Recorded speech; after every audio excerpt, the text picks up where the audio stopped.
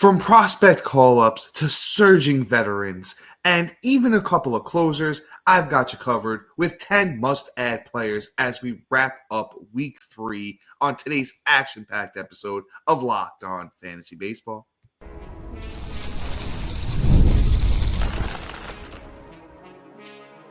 You are Locked On Fantasy Baseball, your daily fantasy baseball podcast. Part of the Locked On Podcast Network, your team every day.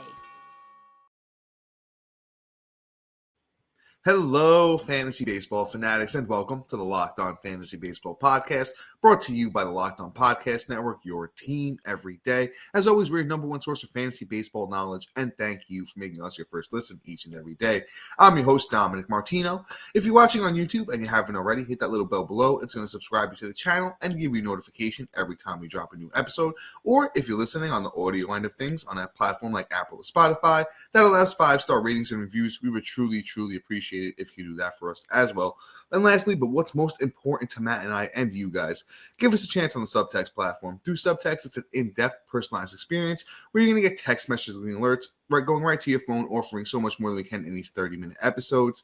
And this time of year, you're going to get an in-depth version of our waiver wire ranking show. We're going to rank the players for you, letting you know which order you should prioritize these players in. You're going to get those instant call-up notifications going right to your phone that nobody else in the industry is offering, and you're going to beat everybody else to the waiver wire. So give us a chance on the Subtext platform. The link is available wherever you're listening, watching, and it's available on any of our social media platforms. And today's episode is brought to you by Game Time. Download the Game Time app, create an account, and use the code LOCKEDONMLB for $20 off your first purchase. And all right, guys, let's get into things here. Got a bunch of great names for you, and I'm actually going to switch things up a little bit here, right? I had one way I was going to go, but we're going to go a different direction.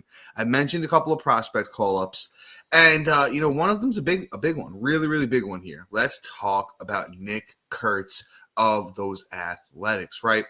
Kurtz, officially got the call. Did not play the first day he got called up.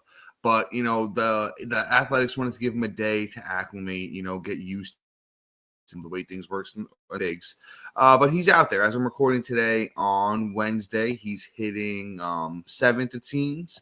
And you know what? Nick Kurtz already 44% owned on Yahoo for good reason. The kid was arguably, the best hitting prospect, down in the minors. And he forced the Athletics' hand. And, the Athletics aren't going to complain about, another guy in that lineup that can hit because you know what? Them young boys need a little extra backup over there, right? And Kurtz was, bear with me here, Kurtz was the 37th overall prospect in all of baseball. Like I said, for fantasy baseball purposes, arguably, the best hitting prospect out there. In the minors this year, only 8 games to play.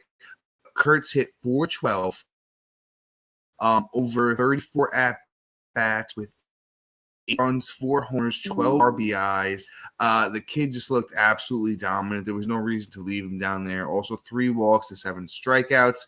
I think Kurtz, I don't know if everything translates right away. He's a big guy, 6'5", 240, the hit tools plus, the powers plus. I want to say the comp is maybe an Austin Riley-ish, kind of guy in his prime. Let's see how he adjusts. Right now, 44% owned on Yahoo is pretty high. I'd say speculatively, grab him where you can, where he's available. If you have that extra roster spot, kid could come up and just start mashing, hitting home runs and giving you RBIs, could even hit for a decent batting average right away. Remains to be seen. It's different with prospects. We've seen it a lot over the last few years where, these guys will come up. Some of them will struggle for a bit, months at a time even. You think back to Jackson Churio, and, guys like that who are big-time prospects, even Jackson Merrill, struggled for the first month while they were up. Even a James Wood, who acclimated a little bit better, but took him some time. Wyatt Langford. So the thing with Kurtz is if you do pick him up, we want to give him some patience. We want to give him a couple of weeks and see how it goes, see how much the Athletics are playing him, if they're playing him every day or not. And we'll know pretty quickly how well Kurtz is translating and how much he's going to be playing. If he's not playing consistently, 2-3 weeks into this project here, if I'm getting called up, I think that's where we can start looking into dropping him. But I think Kurtz gets at least a solid 2 to 3 weeks before we even start considering dropping him. A guy that has the prospect type like this, that played great down in the minors in the little stint he had this season. Nick Kurtz can be an impact bat off waiver wires. So definitely somebody I'm highly prioritizing, at the end of week 3 here. Let's move into this next name. I mentioned prospects, right? I didn't say just one. I said multiple. And let's move into the next prospect here. It's Agustin Ramirez of those Miami Marlins, right? And the kid's been really, really good so far since he's got the call. I mean, it's only been 2 games, but guess what? In those 2 games, he's actually 5 for 6 with 2 walks and no strikeouts. He will absolutely not continue this dominance. That it's not possible. The best hitters in the games, the best hitters in all of the game don't hit that well. But Ramirez looks like he's translating. It looks like, he's doing well so far. Obviously, at some point, the scouting report will come out on him. The big league teams will do the due diligence and, figure out, how to pitch to this guy. But over the last, didn't have a great showing in his 19 games in the minors so far this year. Hit 254, 3 homers, 5 steals. But, the past 3 years, really strong batting averages, has shown pop, has a bit of speed. I don't want to say JT Realmuto, but he almost has that kind of skill set in fantasy where he's going to give you some pop. You could expect, 10 steals. I don't think the batting average is going to kill you. Catchers usually have a tendency, at least catchers that can hit, have a tendency to hit for a little bit better batting average. So with Ramirez, I'm going to assume he's a bit more widely available than a guy like Kurtz. So, your 2 catcher leagues, if he's still out there, I'm going to grab him if I'm just struggling at catcher in general. And have a low end bottom of the barrel catcher. I'll grab Ramirez, see where the thing goes with him. 26% owned on Yahoo for, Agustin Ramirez. And, once again, came up and he's translating in his first game on April 21st, 2 for 3 with a run and a steal. His second game on the 22nd, the Marlins moved Ramirez all the way up to 4th in the batting order, went 3 for 3 with an RBI. That you could definitely, if you don't have a top 10 catcher, top 12-ish catcher, you can look at Ramirez as well. Catcher is one of those positions that you could be fluid with. And, if you have like the Wilson Contreras, who are starting to turn it around and guys like that were higher in catchers that might have been struggling, I'm going to stick with those guys. But once you start to get to 10 or 12 in the closer rankings, that's where I think we could start saying, hey, maybe we make the move for a guy like Ramirez because he's translating, looks pretty good across the first 2 games. And you don't want to miss out. A guy like Ramirez, if he really starts to translate, he's going to go from the 26% owned that he is to easily 60 within the next couple of weeks or so, especially if, he finishes week 3 strong and has a good week 4. You're not going to be able to grab him. A little bit of prospect pedigree, like I mentioned, came over from the Yanks. Could be good. Could have pop, speed, and, potentially a little bit of batting average out of the catcher position. And, all the underlying stuff through the first 2 games looks really good. And once again, short, small sample size for Agustin Ramirez, but I think he's somebody who could be a contributor for fantasy baseball players like you and I. Before we move on to this next guy, who, isn't technically a prospect anymore, I don't think, but, has had a lot of prospect buzz around him. Then we got, like I said, a couple of wily veterans that are starting to perform, and then we move into our starting pitcher portion of this episode, and all of that is coming up next. And all right, guys, I got a great one. Did you personally know that Fire TV is also an Xbox? Turn any TV into your gaming and entertainment hub with Fire Stick TV 4K devices. No console required. Just grab your paired controller, subscribe, or sign into Xbox Game Pass Ultimate with EA Play included. and then you're ready to play. Dive into hundreds of premium titles from EA Sports College Football 25 to Call of Duty Black Ops 6 and Avowed.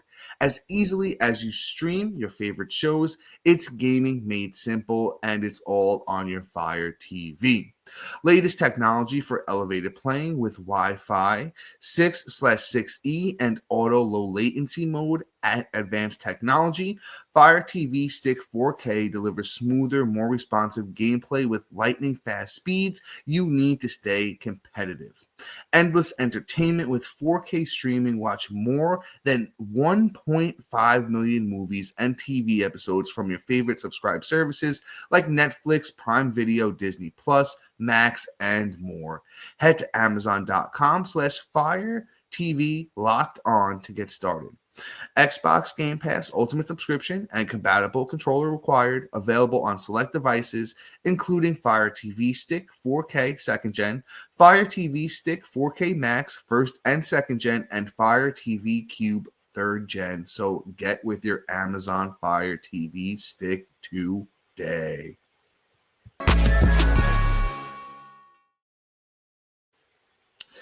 And all right, guys, let's jump back into it here, right?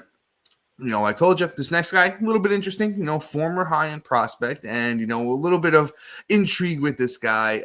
It's Noelvi Marte, right? So, Noelvi Marte got popped for, PEDs, had that little 80-game suspension, came back, I believe it was the end of last year, struggled a bit. Struggled a bit down the stretch last year, 66 games. Didn't really get much done. But, in 2023, he's 35 games that he played, looked decent, hit 316, 8 walks, 25 strikeouts, 3 homers, 6 steals. Looks like he's starting to vibe off of that and not so much of what the 2024 looked like for Noelvi Marte. Noelvi's first 8 games this year, of course, he's playing for the Cincinnati Reds, if you didn't know. 26 at-bats, 6 runs, 3 doubles, 2 homers, 8 RBIs, 2 steals, 2 walks, 3 strikeouts, 346 batting average. Very interesting profile here for Noelvi Marte. Could be somebody that, we look back, 2-3 months from now, and he's hitting pretty well still, and he's still on, our fantasy teams. So this could be a legit thing here. His last few games look fantastic. On April 20th, he went 5 for 7 with 3 runs, 7 RBIs, a homer. The day after, on the 21st, 2 for 4 with a steal. The day after that, 1 for 3 with a homer. The kid's got pedigree. He's got pop. He's got speed. This Reds lineup is always so interesting when it comes to fantasy baseball. It really could be the breakout party here for Noelvi Marte at age 23. The PEDs come into play, but I'll be honest with you, a lot of guys, especially at a young age, if they get popped for the PEDs, they usually are still pretty solid. You don't really lose those gains, right? You're not really, because I stopped taking steroids, I don't have anything left. They still retain some of the gains. You might not be as super strong as your peak when you're on the stuff, but I still think a guy like Noelvi Marte is going to be a contributor. The steroids don't help your batting eye. They don't help you make contact with the ball. They don't help you read if a pitcher's throwing a curveball or, the stuff like that. So Noelvi Marte has always been a pretty solid prospect. Could hit for some batting average, pop, speed. I think the counting stats could be interesting. One of the bats that I like more of all the names that we're talking about today. I really do truly think Noelvi Marte could be very interesting. Only 13% owned on Yahoo, third base eligible, up to 5th in the batting order. He hit 5th today here or yesterday. In his last game. So Noelvi Marte, definitely give him a shot. Worth a pickup in my opinion. Let's move to this next guy, another Cincinnati Red, but he is a new Cincinnati Red, and it's Gavin Lux. I didn't know. I didn't know if we were ever going to talk about Gavin Lux again, after he left the Dodgers. I didn't know if he'd ever be fantasy relevant again. But here we are in 2025, still talking about Gavin Lux, right? He's been solid. 23 games this year, 316 batting average, 10 runs, a homer, 11 RBIs, and a steal. he like I said, solid. He's eligible at second and outfield, on Yahoo, 23% rostered. I don't think he's going to be big home run guy, big steal guy. Could Lux at the end of the year, we look back and he's got 15-ish homers and, 10-ish steals possible. The counting stats could be all right. He's been hitting 4th and 5th in this Reds lineup. The Reds lineup is decent, man. It's not, like I said, not really a slouch of a lineup. They're really solid for fantasy baseball purposes. And honestly, Lux since April 15th has been on fire. You're talking about 1, 2, 3, 4 multi-hit games. Has a nice little hitting streak going on at the moment, which is about up to 8 games, it looks like. I like me some Lux. He's not a priority like Kurtz or Marte, but in your deeper leagues, if you need a middle infielder, if you're in a 5 outfielder league and Lux is still out there, I'm juicing the orange at least. I'm at least going to see what I can get out of Gavin Lux here, see if he can give me, a couple weeks of production. And he's a guy that I'm not going to be afraid to drop. If, a new hot commodity comes out, a prospect that calls up or something like that, we can move on from Gavin Lux at this point. But while he's performing, another guy who was, believe it or not, a really high-end prospect back with the Dodgers right before he got called up, years back. So there's something here. He's dealt with injury over the years. It could be interesting, like I said, for runs and RBIs. Not so much homers and steals. Batting average, hey, he could hit for average. He's done it plenty of times down in the minors. He has the hit tool to hit for batting average. So you could be looking at a guy, you're prioritizing for runs, RBIs, and batting average, and not too much else other than that. Let's get this last bat in here. Let's talk about Maikel Garcia, right? Another guy that's been around for a little bit, been fantasy useful the last few years. And, Maikel Garcia, been pretty good so far this year. Second and third base eligible on Yahoo. He's 43% owned.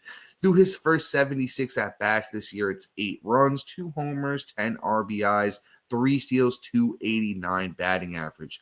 I feel like Maikel Garcia was on one of the guys who was on, the must-add players or, the watch list type episode the first week of the season, was telling you to keep your eyes on him. And he's been performing. The underlying stuff looks really good when it comes to batting average. Honestly, even for power, you don't expect a guy like Maikel Garcia to hit for too much power, but the batting average stuff looks really good underlying.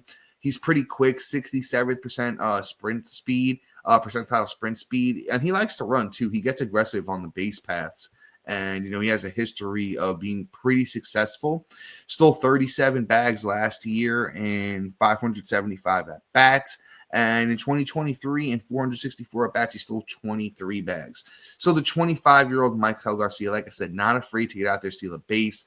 The pop, might be turning in the right direction. If he could hit you, 15-ish homers, that'd be interesting for a guy like Maikel Garcia. Definitely going to give him a bit more fantasy value if he can get those home runs up, in double digits. The steals, like I said, though, he wasn't stealing super much at the beginning of the year. He's picked it up a little bit here. A guy can give you 30 steals. So I'm going out there. I'm snagging Garcia if I need the speed.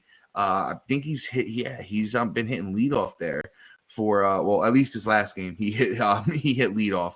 So interesting to see. He had leadoff a couple other times too this year, but he's been getting bounced around that Royals lineup. Excuse me there. But I really do like me some Maikel Garcia, especially if you're looking in the speed department and potentially runs as well. But with that being said, guys, we are going to move into the starting pitcher portion of, well, not just starting pitcher, but the pitcher portion of this episode, where we got names like Mitchell Parker, my boy, the one and only, and I will keep talking about him till nauseam, Gavin Williams. And we got a potential closer battle here with the Guardians. And boy, oh boy, did I not think we'd be talking about this as early as April. So those names and more coming up next. But first, guys, I have to talk to you about my friends over at Game Time. And, with the baseball and hockey playoffs heating up, there's no better way. And I apologize, because actually, there's nothing better than catching an MLB game live. The crack of the bat, the roar of the crowd, and the smell of the popcorn, it just makes everything just fantastic, the atmosphere. And if you're looking to go last minute, Game Time makes getting tickets easier than ever. With last minute deals, all in pricing, and a lowest price guarantee, Game Time takes the stress out of buying MLB tickets. Plus, ticket prices drop as game time gets closer, meaning you can score an incredible deal. With their spontaneous, if you just want to have a spontaneous game night, I recently grabbed some last minute tickets for a game, and Game Time had unbeatable prices, which meant more money for food and merch. And, if you know me, I'm a merch guy, so I'm always grabbing something at the stadium. And Game Time just makes it easier to have that extra money in your pocket to do so. With Game Time Picks feature, this makes finding the best deals effortless. It filters out the fluff and highlights the top discounts in the stadium. And, with their seat view before you buy, I personally love that. I get to preview my exact seat before purchasing. No bad surprises when I get to the stadium. So take the guesswork out of buying tickets with Game Time. Download the Game Time app, create an account, and use the code LOCKEDONMLB for $20 off your first purchase. Terms apply. Again, create an account and redeem the code LOCKEDONMLB for $20 off. Download Game Time today. Last minute tickets and their lowest prices always guaranteed. All right, guys, I don't know if you're excited as I am, but I am excited to talk about some pitchers, right? And let's get to this first guy. Let's talk about Mitchell Parker, right? He's really been interesting, man. Really, really been interesting so far this year for fantasy, over with the Nationals, right? Through, his first 5 starts, it's been a 1.39 ERA, 3 wins, 32 innings pitched, 20 strikeouts, and an 0.93 whip. Mitchell Parker has never really been, one of the better pitchers in the league, since he's come up. Had a tough year last year with 29 starts, 4.29 ERA, 151 innings, 133 strikeouts, 130 whip. But, looks a little bit better this year, has made a few small adjustments in the pitches he's throwing, has started throwing the split finger a little bit more, curveball a little bit less, getting better results on literally every single pitch. The fastball is playing, a little bit better. Small tick up on the fastball when it comes to miles per hour. The split finger, working a little bit down on the velocity, and, the curveball sitting up on the velocity. So making some small changes here, getting better results, on the pitches. I'm not super buying into Parker because, a lot of the underlying stuff is like, we're not buying it so much. So even if Parker is kind of more of a return to the mean kind of guy where we see him with the high 3s ERA, I don't think the K per 9 is ever going to be really good. Doesn't get a lot of swings and misses, but he could be, a Kyle Hendricks-ish type of pitcher where, hey, he's not going to give you too many strikeouts, but the control is going to be good enough that he's going to, get the outs, which could reflect in a pretty decent ERA. And Mitchell Parker's up to 39% owned. I'd snag him now, ride the wave, see where it goes. If you're in a deeper league and you need another pitcher. I know, I'll be honest with you, some of my leagues that, even like 12-man, I'm in a couple 10-mans too, and those waiver wires are starting to look pretty slim pickings. And then I know in 15-mans, there's really nothing out there. So if Mitchell Parker happens to be out there in one of your deeper leagues, take the chance. See where it goes with the kid. I think he's working on. He's been working on some stuff. At least 6 innings in each of his 5 starts this year. You love to see him at least giving you the length in those starts as well. If he's at least giving you that, it's going to play decently. So Mitchell Parker, Washington Nationals. Let's see where it goes with the kid. Not my favorite name we're talking about today when it comes to pitchers, but definitely somebody that could be intriguing. Let's move on to this next guy who I do like a little bit more. It's my boy Reese Olson from those Detroit Tigers. With Reese Olson, he's always had, the upside, dealt with a little bit of injury here and there. But, this year, pretty good so far. Pretty good results for Reese Olson. Through his first 4 starts, to 4.50 ERA, 1.55 whip, 20 innings with 18 strikeouts. And you're like, Dom, why are we even talking about this guy if his numbers are that bad? Listen, he got banged around in 2 of his first 3 starts. Didn't look great for him, but he's rebounded. He's looked really good in the last 2.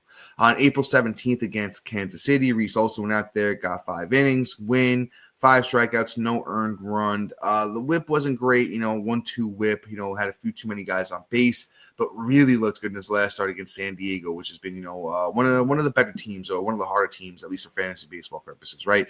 7.1 innings for Reese Olson in the last start, a win, 7 strikeouts, no earned runs, and this is where he really started to keep the runners off base. 0.41 whip in that last start. Really like what he showed there. I think he can build off of it. His next start is against Houston, which, hey, listen, you can go out there and you can get something done against Houston. It's definitely possible. I like what Reese Olson brings to the table. I think we should go out there and be adding him almost everywhere just to see where this thing goes, because Reese Olson's got the stuff to be a guy that stays on a roster all year. Am I guaranteeing it? Absolutely not. Underlying stuff isn't looking great yet. Like I said, a couple of bad starts are making it look, worse than it is. And then, Olson has made adjustments this season. He's totally mixed up his pitch mix, the amount he's throwing pitches. It's still the same 3 pitches at the top. Oh, actually, no. I'm lying to you guys.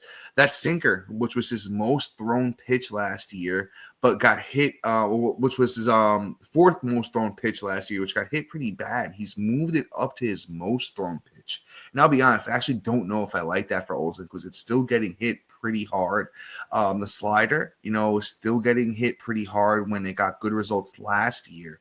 But once again, a couple of bad starts could be skewing those numbers. I'm riding the wave with Reese Olson. I want to see where it goes. I'm going to throw him out there in his next start against Houston and just ride the wave, because I think he is somebody that could definitely be fantasy relevant down the stretch. And he's been good. He's been good in the bigs before. We've seen him be good in stretches. Even last year with his 22 starts, 3.53 ERA, 112 innings, 101 strikeouts, 118 whip, and then even back in 2023, he had a 112 whip in 103 innings, a 3.99 ERA. Was his first taste of the bigs, but this kid's capable. I think he can go out there and be, for real baseball purposes, a nice number 3, 4 starter for fantasy baseball purposes. If you're throwing this guy out there as your 6 or 7 starter, he could definitely be valuable while doing that. I like me some Reese Olson. For time purposes, let's get these couple last names in here. Let's talk about him. My boy, he's back, Mr. Gavin Williams, right? And you guys are lucky I wasn't on the podcast earlier this week. I probably would have talked a little bit of crap about my boy Gavin Williams if given the chance. I benched him. I'll be honest. I benched him. I have Gavin Williams like every league I'm in, and I benched him in literally almost every league I'm in for his last start against the Yankees, which was good. I didn't have the faith. Didn't drop him, but boy, oh boy, I did have him on the bench. 6.1 innings for Gavin Williams in his last start. Win, 8 strikeouts, 2.84 ERA. I think he gave a couple runs in that one. Had a bunch of runners on base, but I think the kid's working it out. He's got really great stuff. Had a monstrous spring training where he was striking out everybody. High-end prospect. Gavin Williams, man, if he figures it out, it's going to be dangerous for everybody. He does get Boston in his next start.